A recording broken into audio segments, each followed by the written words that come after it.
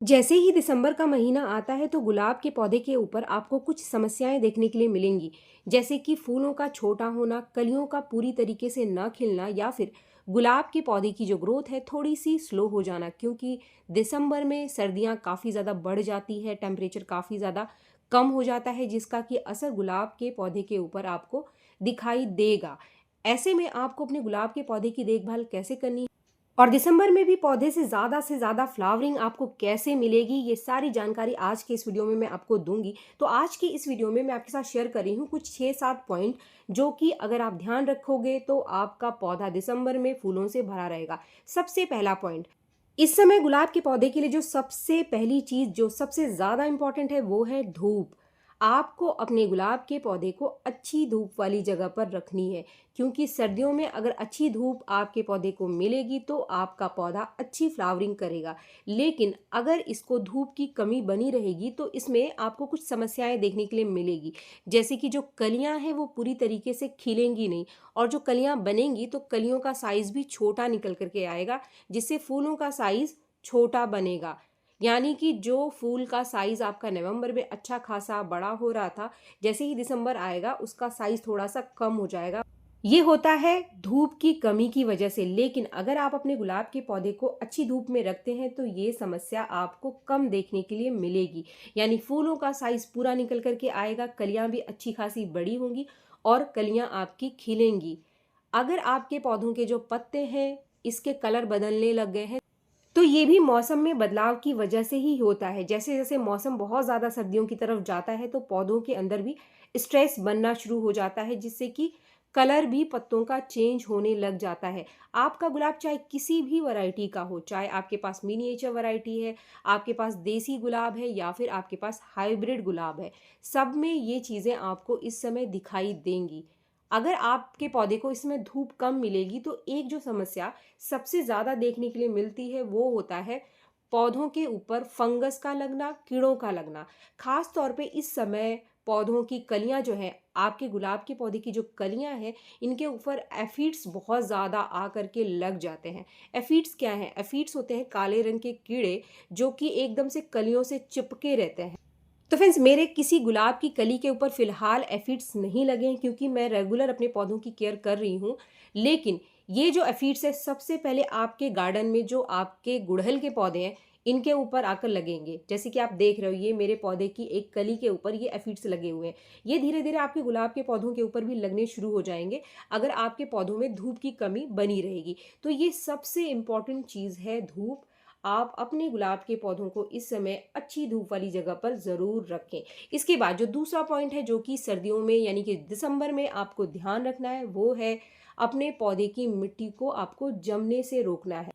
जमना मतलब जो आपके पौधे की मिट्टी के ऊपर की परत है वो सख्त ना हो, यानी कि मिट्टी हमेशा भुरभुरी बनी रहे। आप इसके लिए अपने पौधे की मिट्टी में कम से कम 15 दिन में एक बार गुड़ाई ज़रूर करें। इससे सर्दियों में एरेशन बना रहेगा। जो धूप पड़ेगी आपके पौधे के ऊपर वो मिट्टी में लगेगी, मिट्टी भी हल्की सी सूखेगी, तो इससे पौधे के अंदर किसी भी तरीके का कोई कीड़ा या फिर फंगस नहीं लगेगा। और जो जड़ें हैं वो सांस लेती रहेंगी, क्योंकि जड़ें भी बहुत ज़्यादा सर्दियों में थोड़ी सी स्ट्रेस में जाती हैं। तो ऐसा करने से आपका पौधा रेगुलर ग्रोथ करता रहेगा। और चाहे कितनी भी सर्दियां पड़े, गुलाब फूल देना बंद नहीं करेगा। तो इसीलिए आप मिट्टी की गुड़ाई ज़रूर करें सर्दियों में। इसके साथ ही अगर आपके पौधे में, आपका पौधा बहुत घना है, इसके नीचे बहुत सारे पत्ते आपको लगता है कि मिट्टी के अंदर लग रहे हैं, तो आप इनको निकाल दीजिए ताकि रोशनी अच्छी खासी आपके पौधे की मिट्टी में पड़े। इसके साथ ही अगर पौधे के ऊपर और भी पत्ते हैं जो कि स्ट्रेस में जाने की वजह से खराब हो गए हैं, पीले पड़ गए हैं या फिर ब्राउन हो गए हैं, तो उनको भी आप निकाल करके अपने पौधे से हटाते रहिए, वरना ये आपके पौधे की मिट्टी में गिर करके ही पौधे के अंदर कीड़े और फंगस बना देंगे। इसके बाद जो तीसरा पॉइंट है वो बहुत इंपॉर्टेंट है, वो है इसका पानी।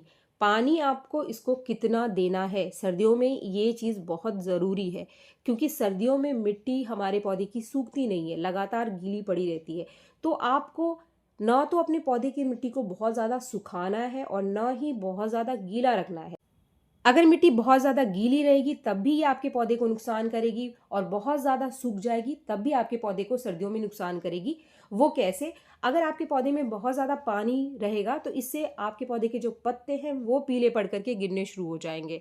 और अगर आप मिट्टी को बहुत ज़्यादा सुखा दोगे, इसमें पानी की कमी हो जाएगी, तो इससे पौधों के जो पत्ते हैं उनके ऊपर स्ट्रेस बनना शुरू हो जाता है और पत्ते अचानक से ही सूख करके झड़ने लग जाते हैं। क्योंकि सर्दियों में बाहर की जो हवा होती है वो काफ़ी खुश्क होती है, जो कि पत्तों को सुखा देगी।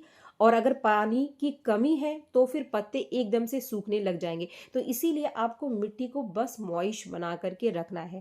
फ्रेंड्स, इसके साथ ही आपको अपने पौधे के ऊपर बार बार इस समय पानी का स्प्रे करने से बचना है, क्योंकि जो सर्दियां हैं, सर्दियों में अगर पत्तों के ऊपर पानी पड़ा रहा तो ये पत्तों के ऊपर बहुत ज़्यादा कीड़े और फंगस को अपनी ओर आकर्षित करते हैं। तो इसीलिए आप पानी का स्प्रे करने से बचें। इसके ऊपर आप बार बार पानी का स्प्रे बिल्कुल भी ना करें। इसके साथ ही जो मिट्टी है, इसकी जो रेगुलर साफ सफाई है, सूखे पत्तों को निकालना जो कि मिट्टी के अंदर गिर जाती है, या फिर अगर कोई घास वगैरह उग आई उसको आप निकालते रहिए। कोई सकर ब्रांच आ गई, कोई जंगली ब्रांच निकल करके आ गई तो उसको भी आप अपने पौधों से निकालते रहिए। इसके बाद जो चौथा पॉइंट है वो है, अगर आप अपने पौधों के ऊपर लगातार ग्रोथ चाहते हैं, आप चाहते हैं कि आपका पौधा लगातार नई ग्रोथ निकालता रहे, तो इसके लिए इसके जो डेड टिप्स हैं या फिर जो इसकी डेड हेड्स हैं, सूखे फूल हैं, इनको आप काट करके अपने पौधों से हटाते रहिए। तो चाहे कितनी भी सर्दियां हो, इससे जो आपका पौधा है वो लगातार नई ग्रोथ निकालता रहेगा। अगर आप इसको टिप को प्रून करते रहोगे तो जो नई ग्रोथ है वो तेजी से निकल करके आएगी, क्योंकि इसको ज़्यादा एनर्जी मिलेगी। हार्मोन तेजी से एक्टिवेट होगा तो आपके पौधों के ऊपर लगातार नई ब्रांचेस आती रहेगी, पौधा आपका कलियां बनाता रहेगा और दिसंबर में आपका गुलाब फूलों से भरा रहेगा। फूलों की कमी आपके पौधे के अंदर नहीं आएगी। इसके बाद जो नेक्स्ट पॉइंट है कि अगर आपके पास जगह है, बहुत सारे पौधे हैं आपके पास और आपके पास जगह की कमी नहीं है, तो आप इस समय दिसंबर में पौधों के बीच में थोड़ी सी दूरी बना करके रखें। इससे जो पौधों के बीच हवा का संचार बना रहेगा और आपके पौधों के ऊपर अच्छी खासी धूप भी लगेगी, तो पौधा आपका स्वस्थ रहेगा इस समय दिसंबर में। इसके बाद नेक्स्ट पॉइंट, अगर आपको अपने पौधों के ऊपर कोई भी कीड़ा या फिर फंगस लगता हुआ दिखाई दे तो आप तुरंत से उसका इलाज शुरू कर दें। नीम के तेल का स्प्रे लगातार 2-3 बार करें तो ये समस्या नहीं आएगी, क्योंकि अगर आपके सारे पौधे में ये समस्या फैल गई तो इसको ठीक करना बहुत मुश्किल हो जाता है। जहाँ पर भी आपको लगे कि किसी एक पौधे में ये समस्या लगती हुई आपको दिखाई दे रही है तो तुरंत से आप किसी इंसेक्टिसाइड का स्प्रे ज़रूर कर दें। और नीम का तेल सबसे बढ़िया नेचुरल सॉल्यूशन रहता है, ये फंगस को भी ख़त्म करता है और कीड़ों को भी ख़त्म करता है। इसके बाद जो हमारा आखिरी पॉइंट है वो है खाद। इस समय हमको गुलाब के पौधे को कौन सा खाद देना चाहिए? गुलाब एक फीडी प्लांट है। पूरी सर्दियां हमको इसको 15 से 20 दिन के अंतर पर कम से कम कोई ना कोई खाद हमें देते रहना चाहिए। लेकिन अभी जब दिसंबर में काफ़ी ज़्यादा सर्दियां पड़नी शुरू हो जाती है तो हमको इसको स्ट्रेस से बचाना है, यानी मौसम के प्रभाव से बचाने के लिए इसमें पोटाशियम की मात्रा को आपको बढ़ा देना चाहिए, क्योंकि जो पोटाशियम है वो पौधे को स्ट्रेस से बचाता है। तो इसके लिए मैंने अभी पीछे के वीडियो में जो एक खाद होममेड फर्टिलाइज़र आपके साथ शेयर किया था उसका इस्तेमाल भी आप कर सकते हैं। लेकिन आज के इस वीडियो में मैं आपको बता रही हूँ एक ऐसा फर्टिलाइज़र जो कि बहुत अच्छा सोर्स है, बहुत ही बढ़िया नेचुरल सोर्स है और ये आसानी से आपको घर में ही आप इसको बना लोगे, कुछ भी आपको बाहर लेने की ज़रूरत नहीं पड़ेगी। तो फ्रेंड्स, ये जो फर्टिलाइज़र आप देख रहे हैं ये है प्याज के छिलकों का फर्टिलाइज़र। ये बहुत ही बढ़िया काम करेगा इस समय आपके पौधे के लिए, क्योंकि इसमें भरपूर मात्रा में पोटाशियम पाई जाती है। आप कुछ और छिलकों का इस्तेमाल भी कर सकते हैं जो आपके घर के किचन में निकलते हैं, जैसे कि आलू के छिलकों का इस्तेमाल कर सकते हैं आप, लहसुन के छिलकों का इस्तेमाल आप कर सकते हैं, या फिर जो आजकल खट्टे फल निकलते हैं जैसे कि नींबू, संतरा, किन्नू, इनके छिलकों में भी बहुत अच्छी मात्रा में पोटाशियम पाई जाती है। तो कोई भी ऐसे छिलके का इस्तेमाल आप करो जिसके अंदर पोटाशियम है। फ्रेंड्स, जितने भी घर के अंदर हमारे किचन में छिलके निकलते हैं उसमें ये जो प्याज का छिलका है ये बेस्ट होता है, क्योंकि इसके अंदर सिर्फ पोटाशियम ही नहीं, आयरन और मैग्नीशियम भी पाया जाता है। लेकिन जब भी आप इस समय सर्दियों में यानी अपने पौधे को दिसंबर में अगर आप खाद देते हो तो कोशिश करो कि आप कभी भी बहुत ज़्यादा गीली मिट्टी में ना दो। आपके पौधे की मिट्टी थोड़ी सी मॉइस्ट है तो आप दे सकते हैं। तो मुझे इस पौधे के अंदर इस खाद को देना है, तो सबसे पहले तो मैंने इसको थोड़ा सा इसकी मिट्टी को हल्का सा सुखा लिया है और इसकी अब मैं कर लूँगी पहले अच्छे से गुड़ाई, क्योंकि जमी हुई मिट्टी में आपको खाद नहीं देना है। अच्छे से गुड़ाई करने के बाद जब आप खाद दोगे तो खाद नीचे तक चला जाएगा। अगर आप जमी मिट्टी में दे दोगे ऊपर ही पड़ा रहेगा, फंगस बना देगा, और मिट्टी अगर गीली है फिर तो और ज़्यादा नुकसान करेगा, चाहे आप कोई भी खाद डालो। तो फ्रेंड्स, ये जो खाद है इसमें मैंने प्याज के छिलके लिए थे और आधा चम्मच मैंने लिया इसके अंदर चाय की पत्ती। इन दोनों ही चीज़ों को मैंने रात भर के लिए भिगो करके रख दिया था और आज इसको मैं डालने वाली हूँ। तो जिस भी पौधे में मुझे डालना था उसकी गुड़ाई मैंने कर ली है। अब आपको करना क्या है कि आपको इसको छन्नी से नहीं छानना है, आपको बस हाथ से ही इन छिलकों को निकाल लेना है, क्योंकि मैंने इसके अंदर आधा चम्मच चाय की पत्ती भी भिगोई थी। चाय की पत्ती यानी फ्रेश चाय की पत्ती, जिसको मैंने अभी चाय नहीं बनाई है। तो फ्रेंड्स, मैंने सारे छिलके हाथ से ही निकाल दिए। अब ये जो हमारा फर्टिलाइज़र है, इससे चाय की पत्ती भी नहीं निकली और हमारे पौधे के लिए ये पूरा एक न्यूट्रिशन तैयार हो चुका है। अब मैं इसके अंदर थोड़ा सा पानी और मिला लूँगी, बहुत ज़्यादा डाइल्यूट करने की ज़रूरत नहीं है, बस लगभग उतना ही पानी मैंने इसके अंदर और मिला लिया जितना मेरा लिक्विड फर्टिलाइज़र बना था।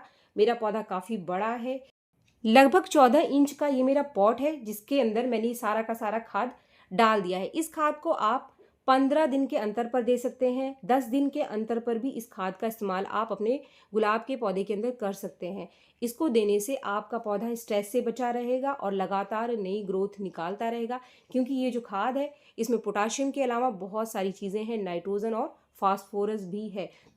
तो फ्रेंड्स, खाद के अलावा अगर जो मैंने पॉइंट्स आपको बताए, इन चीज़ों का आप ध्यान रखते हैं अपने गुलाब के पौधे के ऊपर, तो पूरा दिसंबर आपका गुलाब फूलों से भरा रहेगा। तो उम्मीद है वीडियो आपको पसंद आया होगा। वीडियो अगर आपको पसंद आया तो एक लाइक ज़रूर करें, और मेरे चैनल को आपने अब तक सब्सक्राइब नहीं किया है तो मेरे चैनल को सब्सक्राइब भी ज़रूर कर लें। मिलते हैं मेरे नेक्स्ट वीडियो में, तब तक के लिए थैंक यू।